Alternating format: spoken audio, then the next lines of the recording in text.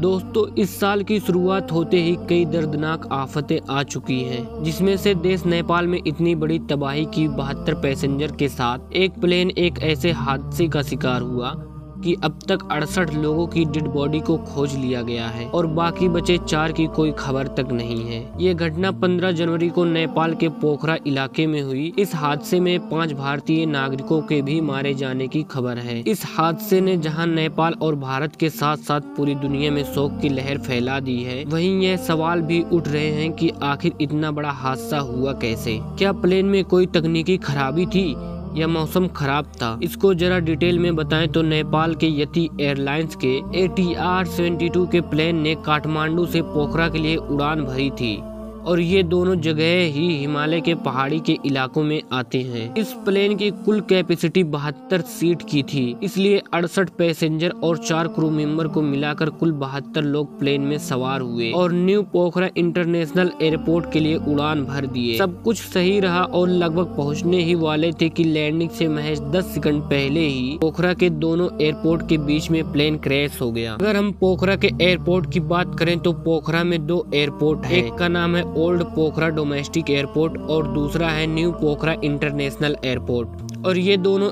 Airport एक दूसरे से लगभग 3 किलोमीटर की दूरी पर हैं।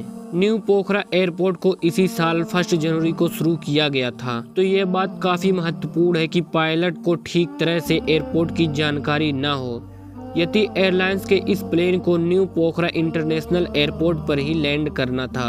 एक बात ये सामने आ रही है कि जब प्लेन रनवे से महज 24 किलोमीटर की दूरी पर था तो पायलट ने प्लेन की डायरेक्शन को बदलकर दूसरे रनवे पर उतरने का फैसला किया। पायलट ने ये फैसला क्यों किया? क्या इस फैसले का इस दुर्घटना से कोई ताल्लुक है? ये तो इन्वेस्टिगेशन पूरा होने के बाद ही पता चलेगा। जानकारी के अनुसार न्यू पोखरा एयरपोर्ट पर 2 रनवे हैं। पहला है रनवे 30, जिस पर प्लेन पूर्वी दिशा से लैंड करता है।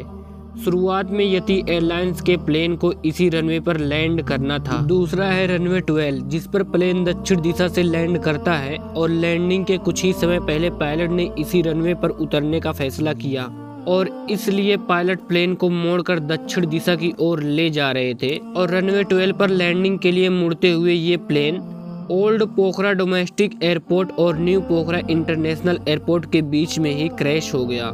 लैंडिंग क्रैश के वक्त प्लेन की नोज सामान से ऊपर थी और उसकी स्पीड भी कम थी, जिसके कारण प्लेन शायद इंस्टॉल पोजीशन में आ गया। इंस्टॉल पोजीशन उसे कहते हैं, मतलब प्लेन को उड़ने के लिए पूरी ताकत नहीं मिल पाती और प्लेन क्रैश हो जाते हैं। एक रिपोर्ट के अनुसार प्लेन के ब्लैक बॉक्स और वॉइस डाटा रिकॉर्डर को खोज लिया गया है। अब ये ब्लैक बॉक्स क्या होता है और ये कैसे प्लेन क्रैश की पूरी कहानी बताएगा, आइए इसे भी समझते हैं। सबसे पहले ये ब्लैक कलर का नहीं होता, सिर्फ इसका नाम ब्लैक बॉक्स होता है, पर ये ऑरेंज कलर का होता है। आपको बता दें कि ये ब्लैक बॉक्स स्टील टाइटेनियम से बनी इलेक्ट्रॉनिक रिकॉर्डिंग डिवाइस है, जो किसी भी प्लेन के क्रैश होने पर इन्वेस्टिगेटर को उसकी वजह जानने में मदद करता है।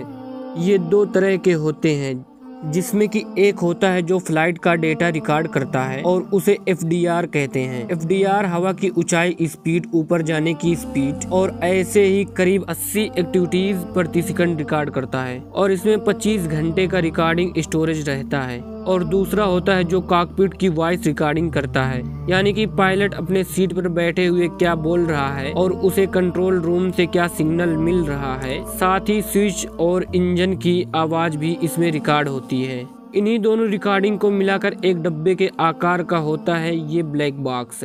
आप में से बहुत से लोग सोच रहे होंगे कि जब प्लेन क्रैश होता है तो सब कुछ खत्म हो जाता है, फिर ये ब्लैक बॉक्स कैसे बचा रहता है। दरअसल ये बॉक्स काफ़ी मजबूत होते हैं और ये मोटे स्टील और टाइटेनियम और हाई टेम्परेचर इंसुलेशन से मिलकर बना होता है। ये बड़ी से बड़ी टक्कर जमीन, आसमान और समुद्र के अंदर भी बचा रहता है और जब इसे ढूंढा जाता है तो ये समुद्र के अंदर सैकड़ों फीट की गहराइयों से भी सिग्नल भेज देते हैं और इसमें लगी बैटरी को 4-5 साल तक चार्ज करने की जरूरत नहीं पड़ती, जो कि ये बीकन बैटरी से बनी है।